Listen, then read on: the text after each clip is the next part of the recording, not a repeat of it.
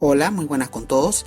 Esperemos de que este domingo, 22 de octubre, a las 8 de la noche, estén alentando el partido entre Cienciano y Sporting Cristal, correspondiente a la 18ª y penúltima fecha del torneo clausura de la Liga 1 Betson 2023. El escenario será en el estadio Inca Garcilaso de la Vega, ubicado en Cusco.